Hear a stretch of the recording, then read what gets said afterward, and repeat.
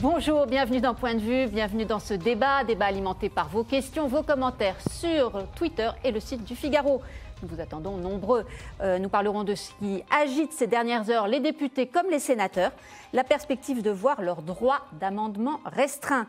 Est-ce un coup de force du gouvernement? Est-ce de la cuisine parlementaire ou un gage d'efficacité? On verra ce que vous en pensez.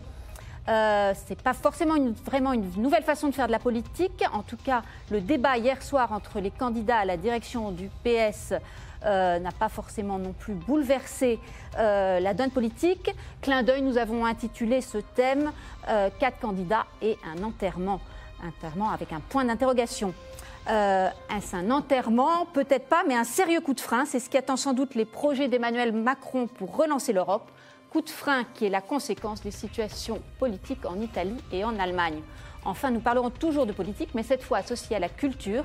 Avec cette question, les politiques doivent-ils se mêler de tout, comme ils viennent de le faire dans des affaires a priori bien éloignées, celles de l'écrivain Céline et du chanteur Bertrand Cantat.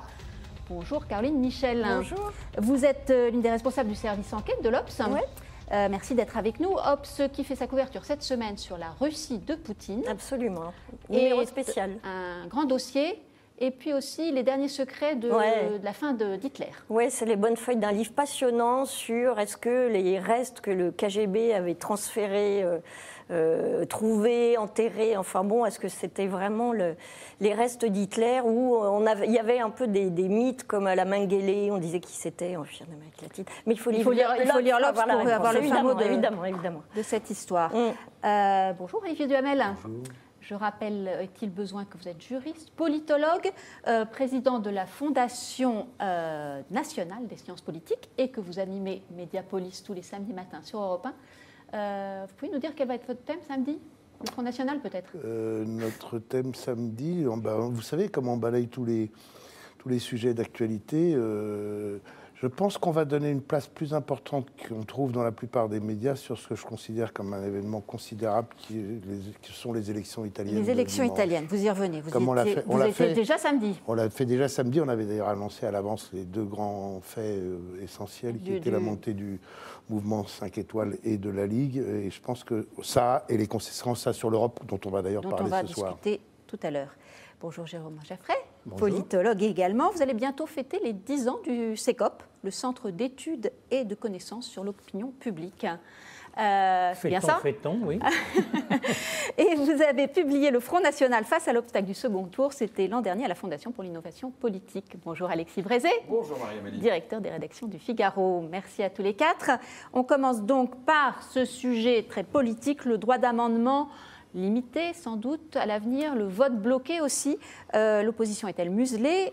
Prononcez-vous sur cette question. C'est ce projet qui a mis le feu aux poudres, en tout cas parmi les parlementaires. Celui donc de limiter le droit d'amendement, une limitation inattendue qui s'invite dans la réforme des institutions que veut Emmanuel Macron. C'est un peu technique, mais ça fait bondir. On écoute André Chassaigne, député communiste. Il était ce matin sur LCP. Le président de la République, lui, a cette volonté d'aller au maximum de ce que permet la Ve République, et non seulement de modifier dans un sens plus démocratique la Ve République, mais au contraire de conforter une hyper-présidentialisation, un pouvoir de l'exécutif qui va tout écraser. Le sens de ce qui est proposé aujourd'hui, c'est ça. Il y a du sens derrière tout ça. Faire en sorte qu'on limite le nombre d'amendements en fonction de l'importance du groupe parlementaire. Mais où on va ? Olivier Duhamel, c'est si grave? Après tout, c'est un gage d'efficacité? Je pense que limiter le droit d'amendement est particulièrement accordé à des groupes parlementaires, un nombre d'amendements en fonction de leur poids. Je pense que c'est une mesure antidémocratique et absolument anormale. À la limite, il faudrait presque l'inverse. L'amendement est le droit principal du parlementaire. Le rôle le plus important du parlementaire aujourd'hui, c'est l'amendement dans notre Ve République très présidentialisée. Donc c'est assez curieux de prendre une mesure, d'annoncer, de vouloir une mesure de ce type. Ce qu'on pourrait faire plus... Il y a des toutes petites choses à faire sur le droit d'amendement. On pourrait interdire les amendements répétitifs, par exemple. C'est-à-dire quand on perd du temps avec des milliers d'amendements qui disent la même chose, on devrait dire, non, on ne peut pas présenter 800 fois le même amendement dans un souci d'obstruction. Mais au-delà de ça, Je suis très hostile à ça et je suis un peu surpris qu'à un moment où il veut apparaître comme quelqu'un qui est moderne et qui fait progresser les choses, et où par ailleurs, à travers le monde, partout, vous avez des restrictions de la démocratie. Chacun dans son genre, que ce soit en Chine, que ce soit en Turquie, que ce soit en Russie, que ce soit en Hongrie, que ce soit en Pologne, c'est ça, de prendre une mesure qui se range, même si elle est beaucoup plus circonscrite, dans cette catégorie. Les Français, Jérôme Jaffray, vont être favorables. On va voir le sondage qui est publié demain dans le Figaro, qui porte plus largement sur la réforme des institutions. C'est une approbation massive. On voit les résultats s'afficher. 82% qui jugent, des personnes interrogées qui jugent que la réforme institutionnelle est utile. Et sur toutes les mesures détaillées, la réduction d'un tiers du nombre des parlementaires, la limitation à 3 du nombre de mandats consécutifs, et bien là aussi, approbation massive. Oui, mais vous remarquerez que ce sondage, il ne porte pas sur la question du droit d'amendement et des droits du Parlement et de l'existence de débats.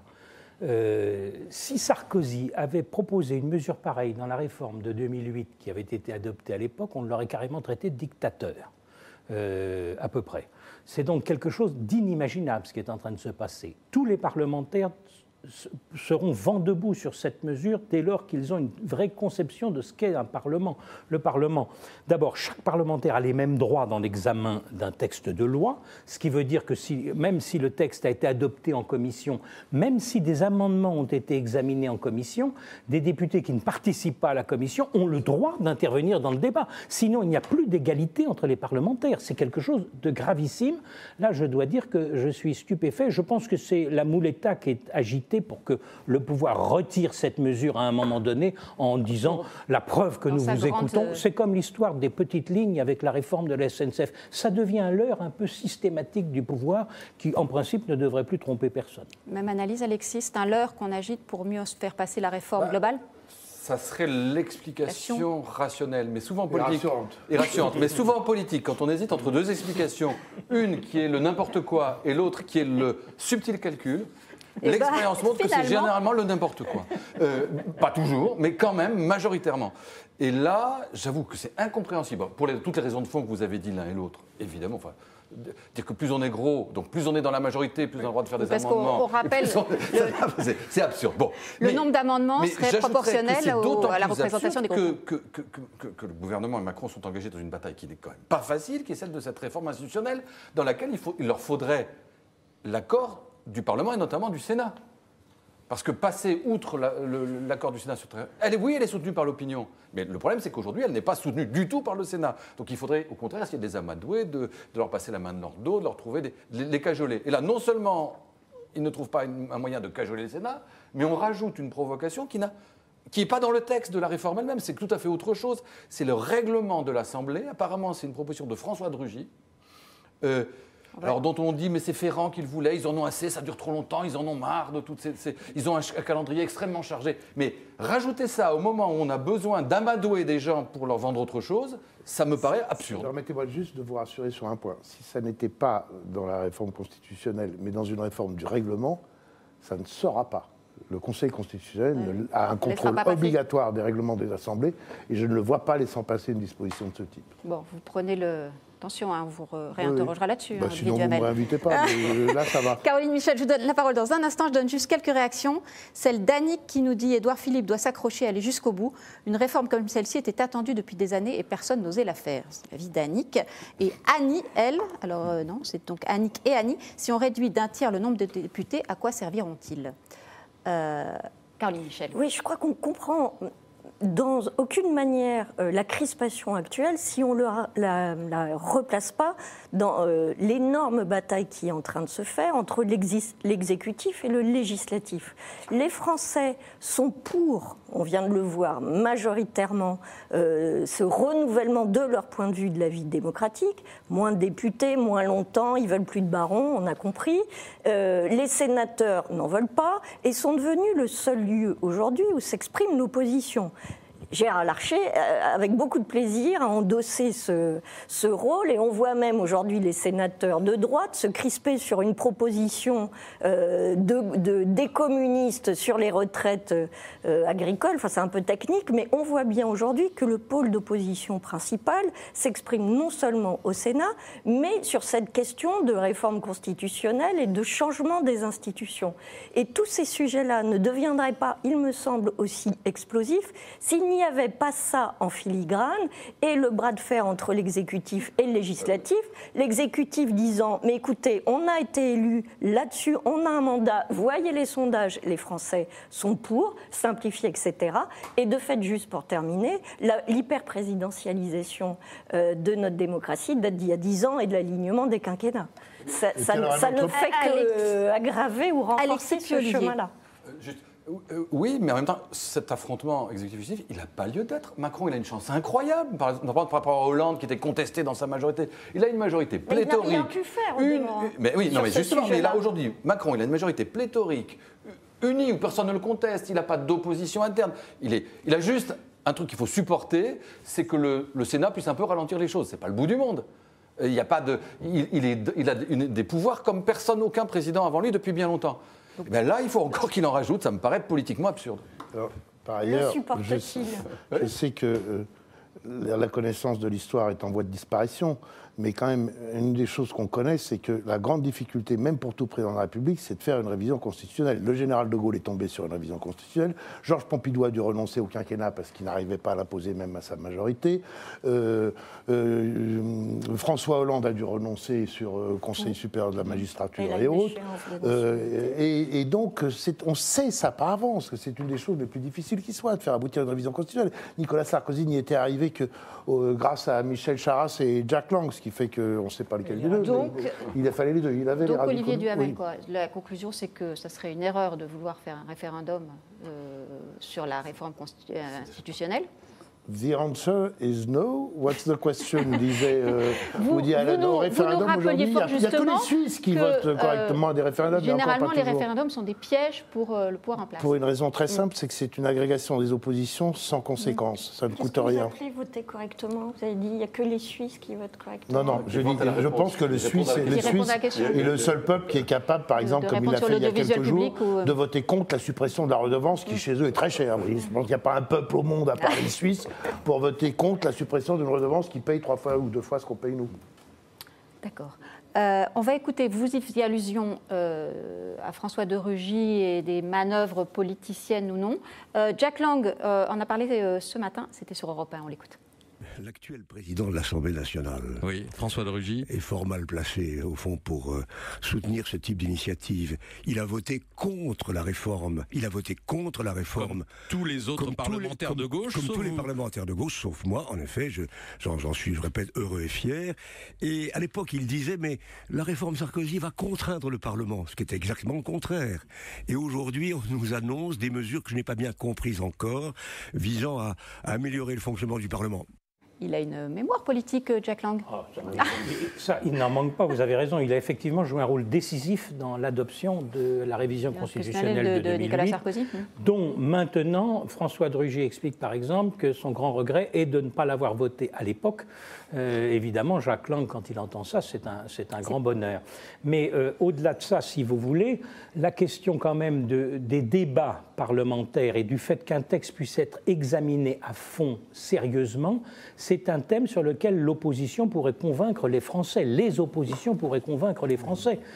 Par exemple, il a été énormément reproché à Manuel Valls et à François Hollande l'usage du 49.3 qui bloquait la discussion lors de la loi travail d'El Khomri. L'usage des ordonnances aujourd'hui commence à créer problème. On est donc dans une situation où si vous dites, vous tuez le débat et vous allez au référendum en pouvant accuser le pouvoir d'aller jusqu'au bout et jusqu'à l'excès de son propre pouvoir, c'est un vrai thème qui fait que même le recours au référendum deviendrait un risque extrêmement sérieux. Donc je ne comprends vraiment pas, sauf que c'est la mouletta qu'on agite pour pouvoir pouvoir très vite dire mais non, c'est mal compris. Je peux même vous donner Tragique erreur. un néologisme pour répondre à votre question du référendum. Le néologisme, c'est la renzification. Parce que Matteo Renzi était extraordinairement populaire, jeune, nouveau, un petit Macron italien. Et puis, paf, il fait un référendum constitutionnel. A priori, au départ, les gens sont d'accord, ils trouvent ça très bien, et il s'en prend plein la figure. La renzification, c'est la destruction rapide d'une nouvelle star politique. Vous déposez les droits, Olivier Duhamel. L'erreur de Renzi, c'est d'avoir dit « si je perds, je m'en vais ». Alors, Macron, s'il fait un référendum, à mon avis, il ne dira pas « si je perds, je m'en vais ». Mais Caroline Michel, je suis d'accord globalement, mais on ne peut quand même pas faire comme si un certain nombre de députés utilisaient, peut-être c'est leur seul moyen d'expression, mais la présentation d'amendements à répétition, pas dans une démarche constructive, mais dans une seule démarche je vais dire destructive, de blocage, de ralentissement. Alors ils répondent ils ne peuvent pas faire grand-chose d'autre. Mais néanmoins, est-ce qu'on ne peut pas prendre en compte, moi j'aimais bien votre proposition, d'empêcher la proposition de présentation, sans compter les amendements qui n'ont rien à voir avec la loi. Il y a quand même des dysfonctionnements. De Jean-Louis Debré avec son stock d'amendements qui dépassait. Il y a déjà des mécanismes qui permettent effectivement de traiter par pile un certain nombre d'amendements quand ils se ressemblent trop. Enfin, il y a un certain nombre de choses qui peuvent être faites. C'est quand même dommage d'en être réduit. Les députés eux-mêmes disent qu'ils arrivent en commission. Aujourd'hui, il n'y a pas de possibilité ils n'ont pour pas les eu le temps de lire. Il n'y a pas de possibilité pour les parlementaires de bloquer le système. Le truc du filibustering à l'américaine où il n'y a jamais un système. Il y a plein de garde-fous et de freins qui font que ça dure un peu plus longtemps que prévu, mais c'est pas la mort. Ça fonctionnait hyper bien. Si vous discutez avec les députés aujourd'hui, ils vous disent eux-mêmes, surtout que beaucoup sont débutants, qu'ils arrivent, ils ont des piles de trucs, ils n'ont même pas eu le temps de lire, c'est des sujets qu'ils connaissent pas. De déposer des amendements que ça va aller mieux. Non, mais c'est pas en disant tout est bien comme ça qu'on améliore le système. Ce qui est une des choses les plus choquantes, c'est qu'on dise que chaque groupe aura un droit d'amendement à proportion de sa puissance. Nous avons le scrutin majoritaire en France. Il écrase les petites formations. Il les écrase. Et alors, vous voudriez bâtir un deuxième système là-dessus dans lequel on écrase ces petits groupes en écrasant leur droit d'amendement. C'est-à-dire... Vous n'accusez pas Caroline Michel d'être dictatoriale. Sauf qu'en gros, vous défendez quand même plutôt dans notre discussion... Vous n'avez pas écouté. Vous avez dit Caroline Michel apporte la contradiction, parce que sinon vous êtes tous les trois d'accord. Alors, merci. Je l'avais tous dit, c'est une mauvaise proposition, d'accord, et sous-entendu que le système était parfait, qu'il ne fallait pas y toucher. Ce que je vous dis, c'est si parfait que ça. Eh bien, merci pour ce beau début de débat. Alors, on va continuer sur la politique, cette fois-ci au PS. Le débat d'hier soir entre les 4 candidats au poste de secrétaire général a-t-il fait bouger les lignes? C'est pas évident. Pas sûr à écouter les 4 candidats que le renouveau du PS est en marche. Nous allons en parler. Avant, on s'arrête un instant sur cette annonce de Jean-Yves Le Drian, le ministre des Affaires étrangères. Il rend sa carte du Parti socialiste. En soi, ce n'est peut-être pas bouleversifiant, mais ça en dit peut-être long sur l'avenir du PS. On l'écoute. Je me retire du Parti socialiste avec à la fois beaucoup d'émotion. Ça fait 44 ans que j'en suis membre. Avec aussi beaucoup de fierté, parce que j'ai participé à des combats sous François Mitterrand, sous Lionel Jospin, sous François Hollande, avec qui j'ai toujours une forte amitié. Je me retire avec émotion, avec fierté, mais aussi avec déception. Olivier Duhamel, on sent une certaine émotion chez Jean-Yves Le Drian, elle n'est peut-être pas complètement feinte, je ne sais pas, à vous d'en juger. Il parle aussi, dans un autre extrait, d'opposition sectaire et puérile, parlant de ses anciens amis du PS. Il y a un côté un peu maître d'école, un peu maintenant donneur de leçons, il est passé du côté... Non, mais qu'est-ce que vous voulez qu'il dise d'autre? Déjà, quand j'ai entendu qu'il quittait le Parti socialiste, j'étais surpris de savoir qu'il y était encore. Bon, oui, tout le monde a peur. Il était en voie de suspension, en fait. Certains, il devait être suspendu, puis il n'avait pas été vraiment... Enfin, c'était pas clair, en vérité. Donc, je ne pense pas que ça bouleverse le peuple français qui, comme moi, pensait qu'il en était parti depuis très longtemps. Que, personnellement, quand vous êtes très, très engagé, quand vous êtes un élu, quand vous avez participé plusieurs décennies à un parti, ça vous fait quelque chose de quitter. Bah oui, si vous avez vécu 40 ans avec une femme, c'est la journée de la femme, et puis que vous divorcez... même si vous n'êtes pas un chien, ça vous fait... Et encore, j'ai rien contre les chiens. Si vous n'êtes pas un salopard, part, ça vous fait quand même quelque chose. Donc voilà, cette émotion personnelle est compréhensible. Au-delà de ça, c'est pas un événement politique. C'est pas un événement politique, on est d'accord. Pour que je puisse solliciter les zones de mon cerveau pour vous le rendre intéressant. Vous avez regardé, Jérôme Jaffray, le débat hier? Bien sûr. Il fallait choisir ou le dîner du CRIF ou le débat du PS. Alors, je n'étais pas invité au dîner du CRIF, malheureusement, donc j'ai regardé le débat. Punition, double punition, pourrait-on dire, d'une certaine façon. Mais moi, si vous voulez, ça, dans ce débat, effectivement, votre titre est très cruel pour le Parti socialiste, mais en même temps, on parle souvent de la fuite en avant des politiques. Là, on avait l'impression d'une fuite en arrière du Parti socialiste. C'était assez impressionnant. Pour ceux qui ont suivi ce débat, je ne sais pas s'il y avait énormément de lecteurs du Figaro, mais comme le Figaro était très suivi. Figaro est présenté fort bien par Guillaume Roquette. Excellemment. Mais en même temps, bon, c'était peut-être un peu long pour la lecture du Figaro. Il était diffusé sur le Figaro.fr en direct. Il y a eu une forte audience. Le clou du débat, pour ceux qui ont eu la chance donc, de le suivre, et les lecteurs du Figaro en masse, donc, qui représentent 90% de l'audience, vient de nous expliquer Alexis, en gros. Pour les lecteurs du Figaro, donc, le clou, ça a été quand on a parlé de Bernard Arnault. Ça a été absolument formidable. Car en gros, ce qu'on a expliqué, c'est que la réussite de Bernard Arnault, c'était une catastrophe et une honte absolue. C'était quelque chose d'indigne. Donc c'est quoi? C'est les vieilles lunes du... En gros, c'était ça. Et le Parti socialiste a en gros expliqué, ces 4 candidats ont en gros expliqué, et personne, aucun des 4 n'a dit mais c'est la réussite de LVMH, d'une grande industrie du luxe, une réussite mondiale, c'est exceptionnel, il faut s'en féliciter, c'est formidable. Personne, aucun, n'a dit ça. Et en plus, si vous voulez, en gros, ce qui a été dit, c'est qu'il faut augmenter les impôts. Si le Parti socialiste revient, les impôts vont sérieusement augmenter. Il faut que les impôts sur le capital soient équivalents aux impôts sur le travail. Je rappelle qu'en économie, vous avez 3 éléments fondamentaux, le travail, le capital et la confiance. Et ce qui a nui terriblement à Hollande, c'est qu'en alignant le capital sur le travail, il a perdu la confiance économique. Donc on veut recommencer, fuite en arrière. Alex, oui, c'est vrai que ça avait un côté... Le retour en arrière, oui, un retour peu vers le futur. Oui. Alors, en même temps, moi ce qui me frappait, c'est qu'il y en avait un qui avait l'air ferme sur ses positions, qui savait ce qu'il voulait.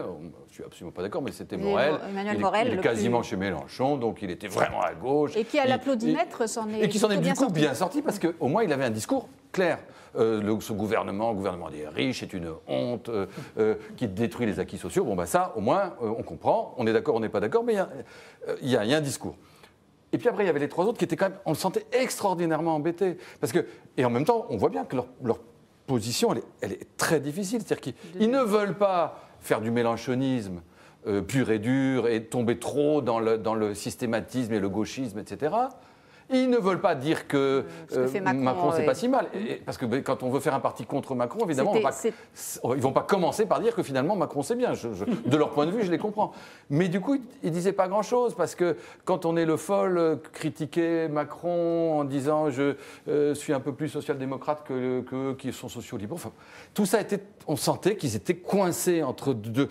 Qu'au fond, c'était la manifestation presque physique du fait qu'aujourd'hui, ça ne veut pas dire qu'il n'y en aura pas demain, mais qu'aujourd'hui, on ne voit pas aujourd'hui l'espace politique pour un discours socialiste entre d'un côté Mélenchon, de l'autre côté Macron. C'était très compliqué. Caroline Michel, je vais vous demander tout de suite, il y a un espace politique pour le PS à l'avenir. Juste avant, je donne les résultats provisoires de notre question sur Twitter.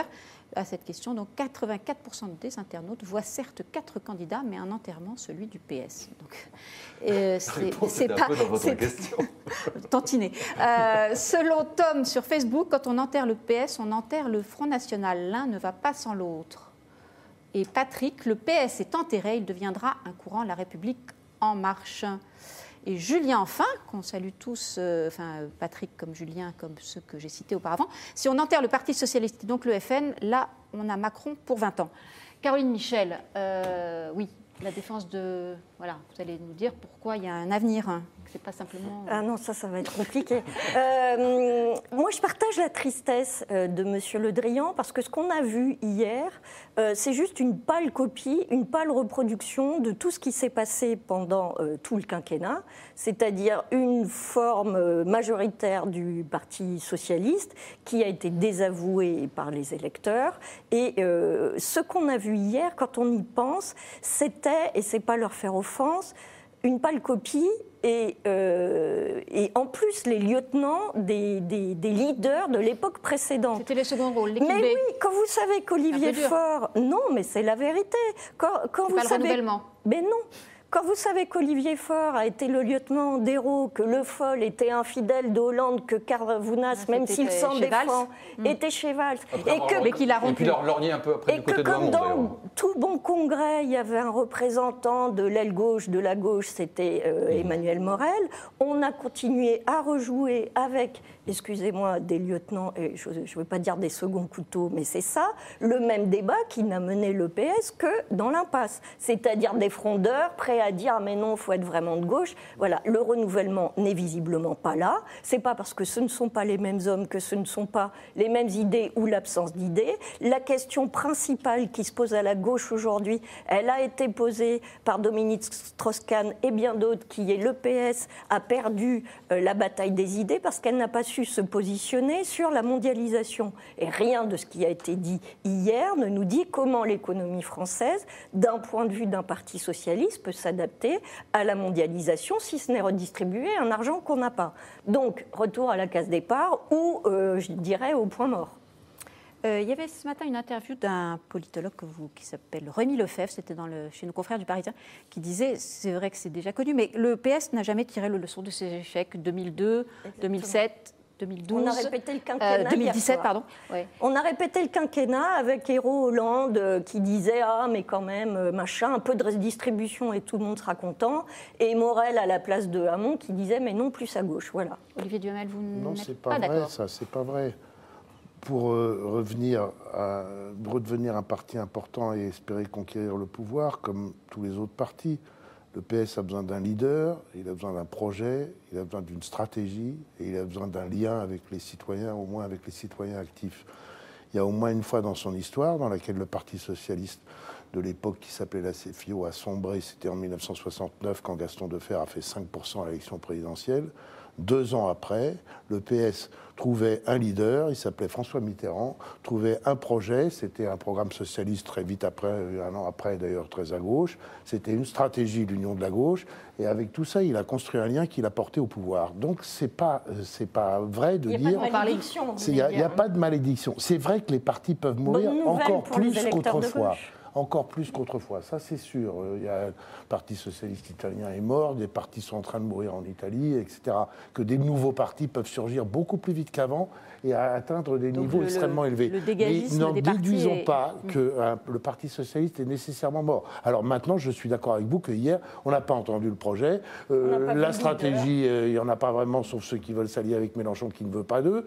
Il n'y a pas de lien avec les citoyens et c'est pas de là que va sortir un vrai leader. Donc c'est pas ce coup-là. Rien, ça fait pas beaucoup. Jérôme Jaffray. Oui, mais n'en tirez pas pour autant. Voilà, tout ce que vient de dire Olivier Duhamel en rappelant effectivement qu'on était passé entre 69 et 71 de la nuit à la lumière, comme dirait Jacques Lang, qui est votre idole.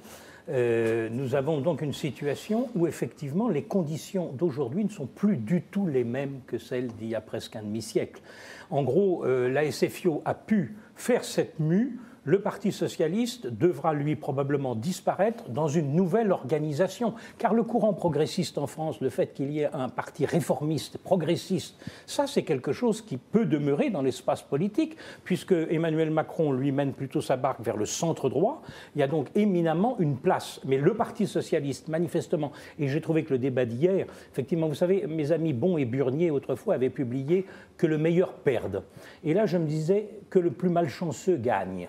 Être le premier secrétaire, être élu le premier secrétaire de ce parti dans cet état-là, ce ne sera vraiment pas une sinécure. Mais de fait, tous les leaders sont partis. Tous ceux qui pouvaient, ils sont partis faire ailleurs. Ils ont fait cette analyse. Alexis, que le meilleur perde, c'est le... Non, après, je pense qu'il y a un problème stratégique de positionnement que disait assez bien Caroline. Et puis la question de la tactique. Je pense qu'on ne peut pas aujourd'hui faire le reproche au Parti socialiste après l'incommensurable catastrophe qui lui est arrivée, enfin avoir un président issu de ses rangs qui renonce à se présenter, qui se fait voler, un candidat qui se fait humilier, un parti qui se fait voler tous ses pouvoirs d'un seul coup, on ne peut pas leur reprocher un an après de ne pas être à nouveau flamboyant, etc. Il faut d'abord qu'ils aient un chef, tout ça c'est très long, effectivement tout peut changer. Plus préoccupante, me semble-t-il, et pour le Parti socialiste, c'est effectivement la question du stratégique de quel espace politique et quel discours politique. Oui, à la question de la mondialisation, le Parti socialiste, c'était le parti de la redistribution, et comme le disait fort justement Caroline, l'échec de la social-démocratie, c'est pas que le Parti socialiste en France, c'est dans le monde, c'est partout en Europe. Premièrement, l'espace, il est considérable. Parce que, comme dit Jérôme, à partir du moment où Macron s'est droitisé et où Mélenchon se populise à vitesse grand V, ça donne un espace considérable. Et deuxièmement, la redistribution, ça n'est pas seulement la redistribution fiscale, la redistribution par l'argent. Il y a la redistribution des chances, du pouvoir, de la dignité. J'allais y venir. C'était deux choses. Heureux de vous y aider. C'était deux choses. Mais non, mais pour le récuser. Mais on peut la rassurer. Pendant longtemps, le Parti socialiste, c'était un parti de la redistribution. La redistribution, il n'y a plus à redistribuer, pas seulement en France, dans l'Europe entière. Dans l'Europe entière, les partis sociaux-démocrates sont en train de disparaître parce que cette façon de voir le monde, on peut le regretter ou pas, ne fonctionne plus dans la mondialisation. Et donc, ça fait une quinzaine d'années que le Parti socialiste, considérant ça, s'est dit on va passer de la redistribution monétaire à la redistribution des droits, des nouveaux droits, notamment pour des minorités. Et ça, c'est récusé, et on le voit dans l'Europe entière, de plus en plus, par les peuples, qui disent il y en a marre des droits des minorités et d'espèces de revendications identitaires. Vous réduisez les autres redistributions, entre guillemets, vous les réduisez à des questions minoritaires. C'est une erreur. En tout cas, regardez, ça que le Parti la seule mesure vraiment de gauche de Macron, c'est le dédoublement des classes dans les quartiers en difficulté. Oui. Bon, moi j'appelle ça une mesure de redistribution au sens large du terme, de redonner des chances à des populations qui ne les ont pas. Alors, je vais vous dire, cette mesure-là, dont on peut considérer qu'elle est bonne ou mauvaise, elle est vécue notamment par les gens des zones rurales comme une mesure en faveur des minorités. Parce que quand on dit les quartiers en difficulté... C'est au-delà du quartier en difficulté. Quand même, il s'agit bien de ça. Et donc, elle est perçue, elle est ressentie comme une discrimination positive pour une... C'est pas du tout que ça. Vous avez l'obsession italienne de l'immigré. Mais c'est pas italien, c'est allemand, c'est anglais, c'est français. C'est l'Europe du Nord. La revendication, en tout cas, de l'identité prend à rebours la distribution de nouveaux droits qui pouvaient être une idéologie de substitution pour les socialistes. Il me semble, si je peux intervenir, je pense que politiquement, c'est pas ça. Attention à ce que vous allez dire. Je pense qu'on ne bâtit pas une conquête politique là-dessus, parce que d'abord, ça fait consensus. Ce qu'il faut, c'est trouver des... je ne suis pas si sûre. Consensus auprès des femmes, ça c'est sûr. Non, mais je ne vous dis pas dans la réalité des têtes des méchants hommes que nous sommes. Mais visiblement, vous ne laissez pas parler. Attendez, je vous promets, mais je ne vois pas le parti politique qui aujourd'hui dit « je suis contre les droits des femmes ». Donc ce n'est pas là-dessus qu'on bâtit... Enfin, si le Parti socialiste devait être que le parti des droits des femmes, il aurait des sous... C'est un peu court. C'est oublié une partie. Oui, je suis assez d'accord avec l'idée que l'électorat de gauche et les aspirations de gauche n'ont absolument pas disparu et ne sont pas satisfaites par la politique d'Emmanuel Macron, dont plus le temps passe, plus il apparaît que, contrairement aux promesses initiales, son programme appliqué est beaucoup plus de droite que ce qu'il nous avait promis.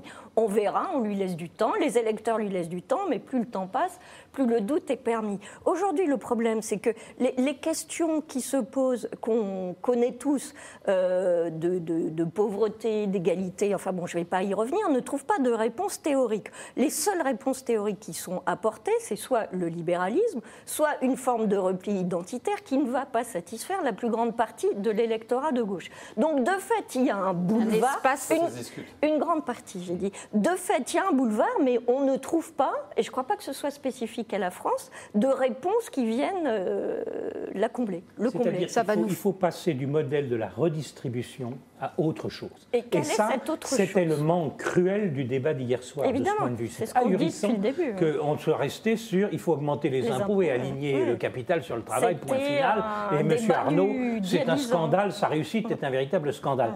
Je résume à peu près le débat, c'est à peu près ce qu'on a entendu. La social-démocratie ne peut se régénérer que si elle sort du modèle qu'elle a eu entre 1945 et 1980, en gros, qui était effectivement une redistribution dans un monde de croissance, de développement, ce qui permettait une redistribution effective et des gains pour tout le monde de niveau de vie, de pouvoir d'achat et de progrès matériel. Il y a donc autre chose à construire. Pour la gauche, c'est que tout est à faire. On va maintenant prendre encore un peu plus de champ en se parlant de l'Europe, et évidemment tout ça est lié, et en revenant sur les conséquences des législatives en Italie. Je voudrais parler du très éclairant article de notre correspondant à Bruxelles, Jean-Jacques Mével, qui était publié hier dans le Figaro. Article titré « Europe, l'Italie contrarie les plans d'Emmanuel Macron », avec ces extraits qu'on voit s'afficher. Le coup de tonnerre italien prive Emmanuel Macron d'un allié à la fois proche et indispensable face à l'Allemagne dans son élan pour une transformation de l'Europe et de l'euro. Jérôme Jaffray, ils sont balayés les discours d'Athènes et de la Sorbonne par les résultats des élections italiennes ? Attendez, il faut distinguer les niveaux, je dirais. Il y a le discours, le débat à mener et puis l'action à réussir. Il est évident que pour Emmanuel Macron, au contraire, je dirais d'une certaine façon, le discours et le débat, il faut bien le tenir, puisque précisément l'Europe est attaquée de toutes parts, l'idée européenne est attaquée de toutes parts dans sa conception classique, et que le fait de dire l'Europe, ça reste quelque chose de fondamental, c'est notre avenir commun, et il faut réussir la construction européenne, je ne vois pas pourquoi Emmanuel Macron céderait un pouce sur ce terrain-là. Au contraire, à partir du moment où beaucoup considèrent que les Anglais ont fait une erreur fondamentale avec le Brexit, on voit bien qu'il y a matière à développer ce discours. Il y a les élections européennes de l'année prochaine, on en dira peut-être un mot pour savoir si ça change la donne. Alors maintenant, il y a l'action du président, qui lui ne peut pas se contenter du discours et du débat, il faut bien qu'il essaye de mettre en œuvre un certain nombre de mesures. Et là, évidemment, c'est plus difficile qu'avant, parce qu'on comptait beaucoup s'appuyer sur l'Italie pour convaincre l'Allemagne de bouger, et Mme Merkel, qui risque d'être dans un certain immobilisme, d'avancer beaucoup plus vite. On ne pourra plus compter sur l'Italie, donc ça change un peu les plans du président Macron, bien sûr. Il est très seul, Olivier Duhamel. Alors, moi je pense que Jérôme Jaffray a raison, mais qu'il faut faire encore une autre distinction, c'est-à-dire que ça dépend des sujets.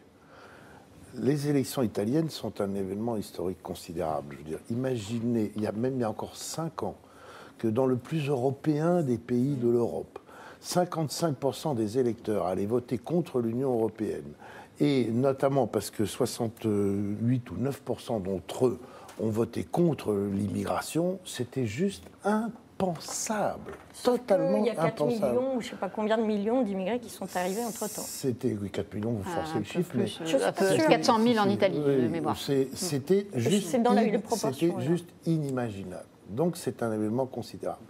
Sur la partie accélération dans la zone euro d'un gouvernement européen, c'est un coup dur pour Macron. C'est un coup dur pour Macron parce que son désir d'un gouvernement économique de l'Europe, d'un budget européen, d'un ministre des Finances européen, il y a eu une déclaration explicite, ils n'ont pas attendu beaucoup. 2 jours après l'élection italienne, de dirigeants de 8 États du Nord, de l'Europe du Nord, pour dire faisons maintenant, terminons l'union bancaire, faisons un fonds monétaire européen et nous cassez pas les pieds. Et pas de raison mettez de l'ordre dans vos finances. Voilà. Le message, en plus, était particulièrement Donc, sur toute sévère, la partie économique et financière, c'est une très mauvaise nouvelle pour Macron. Pas forcément sur l'autre sujet, qui est l'immigration. Il y a une défaillance énorme de l'Europe dans cette histoire. Il y a une responsabilité considérable de l'Europe. Et quand je dis de l'Europe, ce n'est pas tellement de Bruxelles, des eurocrates, de la Commission, c'est des dirigeants nationaux, des dirigeants des pays qui composent l'Union européenne, quand ensemble ils devaient construire quelque chose et qu'ils ont refusé, parce qu'ils se sont trop divisés jusqu'au bout, de mettre en place une vraie politique européenne de contrôle des frontières, une vraie politique européenne de l'asile, une vraie politique européenne de partage, de limitation et de partage de l'immigration. Mais ça, ce qui se passe en Italie aussi, ça pèse plutôt en faveur de ce que Macron qu'il demande, y compris de ce qu'il veut faire ici aussi. Mais y compris ceux qui en Italie sont anti-européens, comme la Ligue ou comme le mouvement 5 étoiles. Parce qu'eux aussi, ils ont intérêt à ce qu'il y ait une politique européenne de l'immigration, puisqu'ils sont les premiers, ou parmi les premiers à payer le prix qu'elle n'existe pas. Donc ça n'est pas mauvais sur tous les fronts. Alexis, juste avant de vous donner la parole, vous êtes pour le moment 61% à estimer que Macron est trop isolé sur la scène européenne, à notre question Twitter. Et Julie nous dit Emmanuel Macron dépend-il de l'Allemagne pour entamer un souffle nouveau en Europe. Alexis, vous rejoignez Olivier Duhamel sur le côté, finalement, ça peut être aussi un atout pour relancer une politique d'immigration européenne. Plus un problème apparaît comme évident et saute au visage, plus on se dit que ça renforce la nécessité, éventuellement, la prise de conscience de le résoudre. Donc de ce point de vue, oui, c'est-à-dire qu'aujourd'hui, plus personne en Europe ne peut nier que l'immigration est cette espèce de bombe à fragmentation qui peut faire basculer tous les régimes. Parce que finalement, là on vient de voir l'Italie, c'est vraiment ça qui a fait basculer les choses. L'Allemagne, pourquoi Merkel, qui était la Kaiserin, se retrouve en loc, parce que la vérité, elle a fini par négocier un accord dont elle est otage, mais elle est extraordinairement affaiblie. Et ce n'est pas non plus ça forcément une bonne nouvelle pour Macron. C'est encore l'immigration. C'est la façon dont elle a dit « venez aux réfugiés ». Le Brexit, dans une certaine mesure, ça n'est pas la même immigration, mais un des ressorts du Brexit, c'était l'immigration intra-européenne. Donc finalement, la question de l'immigration, aujourd'hui, l'Europe ne peut plus dire ça n'est pas un problème. Donc, de ce point de vue, la prise de conscience est facilitée. Après, est-ce que les remèdes, les réponses qu'on peut y apporter sont facilitées ? J'en suis pas absolument sûr, parce que malgré tout, il y a quand même deux façons de voir les choses. Il y a la façon, pour aller vite, notamment de la France et l'Allemagne, que dire c'est par finalement ces mécanismes collectifs que décrivait assez bien Olivier, d'intégration tous ensemble. Et puis il y a quand même de plus en plus de pays, et qu'on pense à la Pologne, à la Hongrie, à la Tchéquie. On a une interview demain du ministre de la Justice hongrois qui dit ça. Et les Polonais sont exactement... Ils disent, mais maintenant c'est fini, on ne veut plus personne, on ferme, et puis toutes vos histoires de trucs en commun, ça ne sert à rien. Enfin, donc je ne suis pas absolument sûr que les choses en soient facilitées. Ce qu'on peut dire, c'est que maintenant le problème, il est sur la table, plus personne ne peut le nier. Bon, je vais essayer d'apporter une petite note optimiste, parce que là... Alors, la bonne nouvelle, le petit message d'espoir, c'est que Merkel a une coalition, et cette coalition est avec le SPD, qui est plutôt pro-européen. Oui. Il vaut mieux ça à tout prendre, qu'elle se soit alliée avec des libéraux qui n'étaient pas du tout pro-européens. Premier point. Deuxième point, pour la première fois depuis très longtemps, voire très très longtemps, les intérêts de l'Allemagne et de la France sont alignés, puisqu'on a vécu les 10 ou 15 dernières années sur un désaccord économique profond qui s'expliquait par la disparité de situation. Là, on peut espérer, permettez-moi d'être optimiste, que peut-être même une Merkel affaiblie va réussir à s'entendre avec Macron pour essayer de porter, non vraiment, vous voulez pas, pour essayer de porter, de retrouver un moteur pour l'Europe et de porter autre chose, parce que le coup de saumon... Les intérêts, ils sont aujourd'hui oui, mais ce n'est plus la priorité. On voit bien que les gens n'ont pas voté comme ça. Il y a d'autres questions, dont la question migratoire, qu'il faut gérer en priorité. Et donc, s'ils ont un point commun, c'est celui-là. Ce qui quand même se dessine, c'est un front anti-France-Allemagne en Europe actuellement. Ça, c'est un changement absolument fondamental. C'est-à-dire le couple franco-allemand, mais ras-le-bol les autres. Et on profite du fait que la France ne respecte toujours pas les conditions de déficit, d'équilibre budgétaire, que l'Allemagne est affaiblie, que Mme Merkel est affaiblie, pour dire ça n'est plus possible. Non, mais parce qu'effectivement, on ne va pas nous enterrer aussi. Oui, mais c'est que citait Olivier Duhamel sur le fait qu'effectivement les 8 pays sont intervenus le surlendemain de l'élection italienne pour dire mais ça suffit en gros, c'est un message extrêmement fort me semble-t-il. Et ça change quand même un peu la donne en France aussi en vue des élections européennes de l'année prochaine. C'est-à-dire que si le thème migratoire devient aussi un thème majeur, ça change un petit peu les choses pour le Front National. Marine Le Pen, dans le Figaro du jour, dit qu'il ne faudrait pas nous en tirer trop vite, parce qu'évidemment, elle espère rebondir sur ce thème-là. Et pour les Républicains, c'est aussi une chance possible. Et du coup, pour Macron, pour boucher l'espace du Front National et des Républicains est obligé aussi d'être assez dur sur ce thème, comme il l'a été avec la loi asile-immigration, mais qui va continuer, me semble-t-il, d'après ce que je vois. Je crois qu'on aurait dû prévoir une émission entière sur ce thème, finalement. Je donne juste quelques réactions et puis on va être obligé de passer à notre dernier sujet. Julie nous dit « Macron dépend-il de l'Allemagne pour entamer un souffle nouveau en Europe ?» Fifi se réjouit sur le Figaro.fr qu'Emmanuel Macron soit isolé en Europe, car il craint que l'Europe se réforme et n'ait trop de pouvoir. Et enfin, Fouras, toujours, la monnaie commune est intéressante, mais se faire concurrence entre nous au sein de l'Union européenne n'a aucun sens. Je vous propose quand même d'abandonner provisoirement ce thème pour passer à celui totalement différent, mais quand même, a priori, effectivement, il n'y a rien à voir entre l'écrivain Louis-Ferdinand Céline, le chanteur Bertrand Cantat, rien si ce n'est les polémiques qu'il suscite.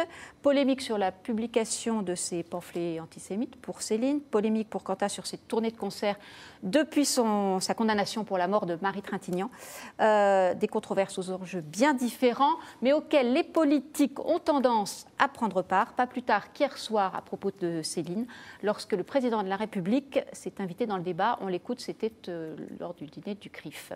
Je ne vais pas purger ce débat parce qu'il n'y a pas dans notre pays de police morale ou historique ou mémorielle de l'édition au sens où je pourrais la prendre en disant « j'interdirai la publication de ces écrits ». Donc je ne vais pas trancher ce débat devant vous. Mais je veux donner ici quelques indications. La première, c'est que Céline lui-même avait souhaité que ses écrits ne soient pas republiés, parce qu'il en avait pour partie honte et parce qu'il pensait qu'il n'était pas à la hauteur du reste de son œuvre. La deuxième chose, c'est que nous avons beaucoup d'œuvres de Céline qui permettent de le connaître, de l'enseigner, de l'apprendre, et je ne crois pas que nous n'ayons besoin de ces pamphlets. Caroline Michel, il a eu raison d'intervenir dans ce débat qui dure maintenant depuis des semaines. Alors en fait, dans cette histoire, dans ces deux histoires, ce sont deux mauvais symboles de deux vraies questions. Le sujet de Céline n'est intéressant que si on pose la question de « a-t-on une résurgence aujourd'hui en France de l'antisémitisme ?» ce qui est important, c'est de savoir si oui ou non, et qu'est-ce qu'on fait par rapport à ça. Qu'on publie ou pas les pamphlets de Céline, je pense que ça n'y change absolument rien, ça ne va pas influencer là-dessus, et de toute manière, chaque personne, qu'il soit chercheur littéraire ou qu'il soit antisémite notoire, il suffit de 3 clics pour les trouver sur Internet. Pour les trouver au Canada. Donc ça n'est pas la vraie bonne question. Après qu'il s'exprime à titre personnel, pourquoi pas, mais il me semble que ça n'est pas répondre à ce que la société pose avec ce sujet-là. Mais par ailleurs, si on veut être très factuel, il n'a pas le choix. Il ne peut pas ne pas s'exprimer. Il est invité. Il vient d'être interpellé là-dessus. Non, la vraie question, c'est pourquoi il va à ce dîner. Alors ça, c'est une autre question. Il n'est pas le premier président à y aller. Autrefois, depuis Nicolas Sarkozy. Avant, c'était Nicolas Sarkozy, je crois, qui a commencé. Avant, c'était le ministre de l'Intérieur, donc ministre des Cultes. Alors ça, c'est tout à fait, c'est une vraie question. C'est la vraie question. Mais en l'occurrence, dès lors qu'il va au dîner du CRIF, que le CRIF a publié un document contre la publication des pamphlets de Céline et que le discours introductif portait là-dessus, il est un peu obligé de répondre. Il apporte une réponse qui, me semble-t-il, est quand même plutôt balancée, plutôt équilibrée. Il dit c'est pas à moi à dire ce qu'il faut faire. Par ailleurs, il répond comme quand vous dites que vous êtes d'accord avec moi, mais que, et puis après vous dites le contraire. C'est un peu pareil. Si. Il dit j'ai pas à m'immiscer, mais voilà ce que je pense. C'est assez inapproprié, c'est l'ensemble qui était inapproprié. Si on attend, et on l'attend depuis longtemps, la parole d'Emmanuel Macron sur ces sujets-là, il faut la traiter de manière globale et pas à cet endroit-là. Il n'a pas à aller parler d'antisémitisme au dîner du CRIF, c'est quelque chose qui nous concerne tous. C'est pas approprié. Les politiques n'ont pas à être des commentateurs. Ça, c'est quelque chose d'essentiel. Or, quand je vois que, par exemple, vous le montriez sur un écran arrière, qu'Édouard Philippe, lui, il est intervenu sur la réédition des textes antisémites de Céline en disant il faudrait qu'il soit très soigneusement encadré dans la publication, etc. Ça, c'est le travail de l'éditeur, Gallimard, en la matière. C'est une évidence absolue que vous ne pouvez pas sortir dans une publication les textes antisémites de Céline sans un appareil critique extrêmement sérieux. En même temps, Céline est un immense écrivain, donc chacun peut considérer, mais puisque c'est un immense écrivain, il faut que l'ensemble de son œuvre soit accessible, ne serait-ce, et pas seulement par 3 clics et au Canada, avec un véritable appareil critique. Mais je trouve que les politiques n'ont pas à être des commentateurs ni des lanceurs d'alerte. Ils interviennent pour décider des choses. Et comme l'a dit Macron au début de son intervention, il n'a pas à censurer non plus. Donc dans cette affaire, je trouve que c'est un mauvais débat de bout en bout. Eh bien, vous êtes rejoints par nos internautes qui sont 72% à trouver que les politiques en font trop sur le sujet. Le sujet étant, tel qu'on a posé la question, à la fois, même si tout ça n'a pas de lien direct, Louis-Ferdinand Céline et le chanteur Bertrand Cantat, parce qu'on ne va pas avoir le temps de l'écouter, mais des politiques se sont exprimés parce que des concerts ont été annulés en disant qu'ils ne pouvaient pas chanter. Olivier Duhamel, vous avez un avis. C'est pas du tout le même sujet. Et quoi qu'on pense de Bernard Cantat, Bertrand Cantat, et c'est difficile d'en penser des choses sympathiques, particulièrement à 8 mars. Mais non, c'est sur l'interférence des politiques dans les domaines culturels. Oui, mais là, c'est un type d'interférence très différent et, à mon avis, beaucoup moins acceptable encore. Parce qu'il s'agit de quelqu'un qui a été jugé, condamné, qui a purgé sa peine. Donc on n'a pas instauré un tribunal populaire de seconde peine parce que ça fait chic, ça fait bien et ça répond à des pressions extérieures. C'est extrêmement choquant. Non, alors c'est pas que ça fait chic, ça renvoie à un débat très fort dans la société qui est la violence faite aux femmes. Mais il a été condamné quand même. Je suis absolument d'accord. C'est pour ça que je dis que c'est un mauvais symbole d'un vrai sujet. C'est-à-dire... Voilà. Ce n'est pas en l'interdisant qu'on va résoudre le problème des violences aux femmes. Il y a une question d'ordre public, d'organisation, etc. Les locales qui financent un festival, il finance un festival avec son directeur, en qui il a confiance, qui fait son programme. S'il vient après dans la programmation dire « Ah bah non, Céline, ça va pas », enfin il n'y a pas de chanteur comme ça, mais « Ah bon, Quentin… » Céline Dion. Oui, mais Céline Dion, ça ira toujours. Ne confondons pas tout parce que… S'il vient dire « Quentin, ça va pas, tout ça va pas », c'est juste pas possible. C'est une émission du politique, là où il n'a pas s'immiscer. Eh bien, avant de se dire au revoir, c'est mon mot de la fin, ce sera ma contribution à la journée des femmes. Le guide suprême iranien a opposé aujourd'hui la chasteté de la femme musulmane à la nudité caractéristique, selon lui, des occidentales. Je le cite, « La femme occidentale se caractérise par la séduction des hommes et la nudité ». C'est les déclarations de l'ayatollah Ali Khamenei. Je livre ça à votre réflexion. L'égalité homme-femme, ce n'est peut-être pas gagné. En Iran, encore moins qu'en France. Merci à tous les quatre et rendez-vous demain pour un nouveau point de vue.